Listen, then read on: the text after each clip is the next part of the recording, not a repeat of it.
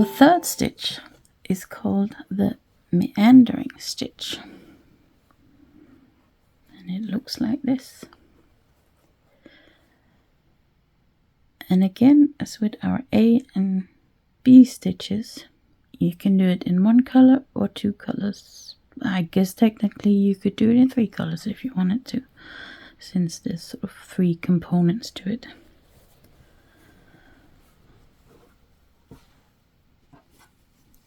Here's another example, again using 2 colors. And notice how sometimes you have to use really small stitches along one edge and larger stitches along the other, because ideally you have pairs of stitches. Sometimes that can be a little bit tricky, especially when you're working something round like this, where you have a smaller circumference here than you have here. For that reason, I've also, I don't know if you noticed, but in the pattern I have actually drawn in all the pairs, and you can see that the inside curve of the C, they're smaller than along the outside curve. And I drew them in just because that would make it easier for you. You wouldn't have to guess where to put the stitches.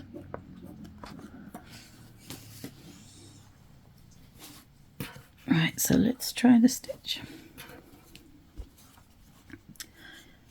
So you start with 2 lines of running stitch, and I have stitched 1 line already.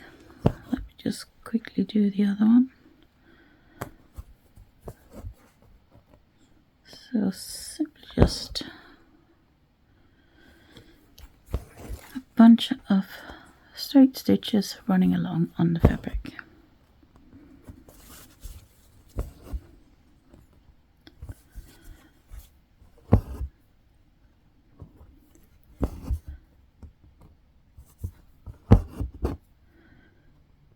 Right, there we go. Just get that out of the way. And I'll use a different color to show the next part of the stitch.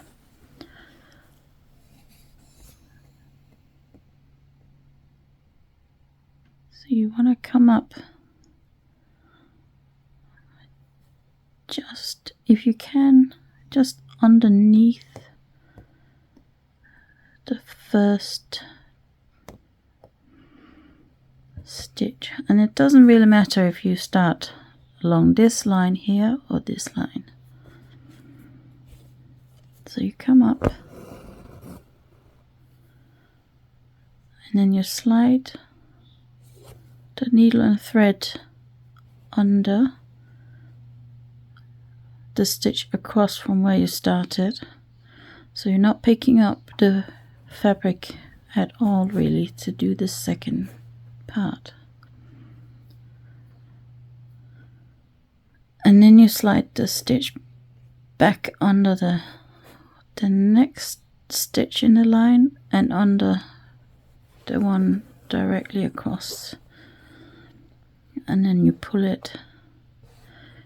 You want to leave just a little bit of a curve here. You don't want to pull it too tight, because then you will end up with sort of square stitches.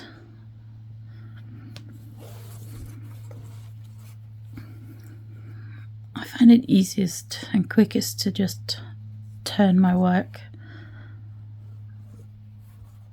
like that, and then turn it again when I'm going the other way.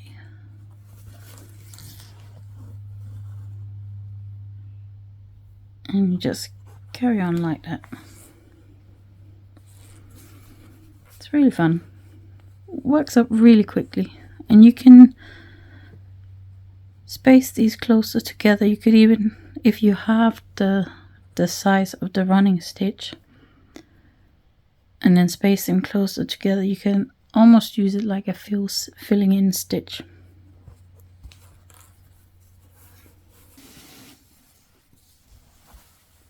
Right, so here on my sampler I have stitched all my running stitches already, and I'm sorry that it's probably a little bit difficult to see because the stitch color is almost exactly the same color as the pen I've used, but I hope you can see what's going on anyway. I come up just inside the first stitch here on the inside curve, slide the needle thread under the first one on the outside,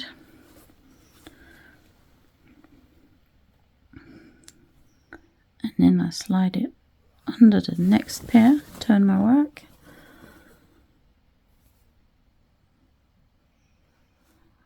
and slide it under the next pair,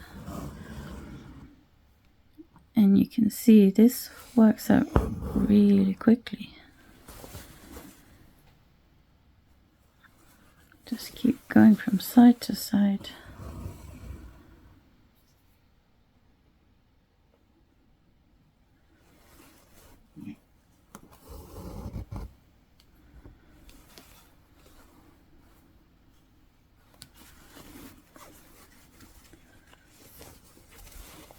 And I'm using a variegated thread,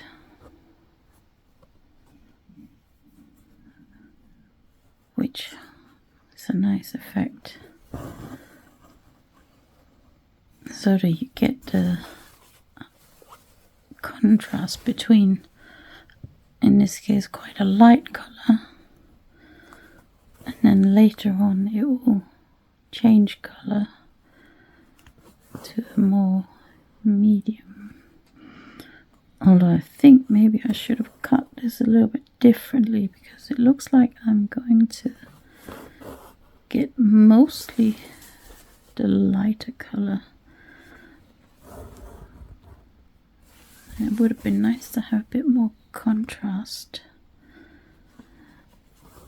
So maybe I will redo it at some point.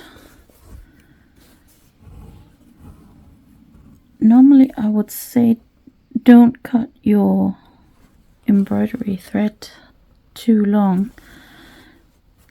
I would recommend fingertips to elbow, maybe a little bit longer.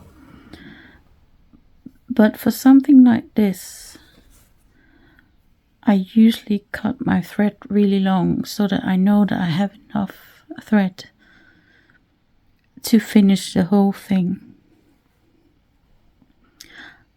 I could tie off the thread if it was too short, but I think it just looks nicer when it's done all in one go.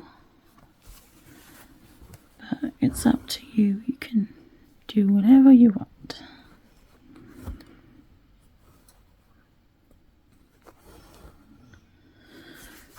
Alright, so see how quickly that worked up. I am not getting any of this darker color, that's very disappointing. Right, so now this is my last pair. So I have one more stitch here. So what I'm going to do is slide my needle under there and then insert the needle underneath that last stitch on the inside curve.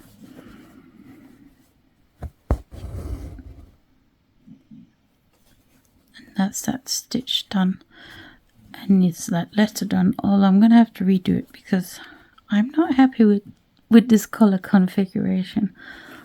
I wanted some of this dark green on there. So you may see this in a different color later on.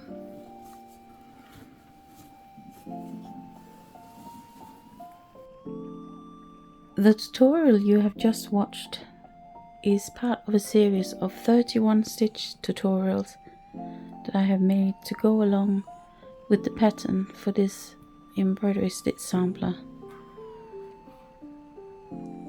I hope you enjoyed the tutorial. If you want to check out the pattern, you can find the link in the description. And whatever you're making, happy stitching!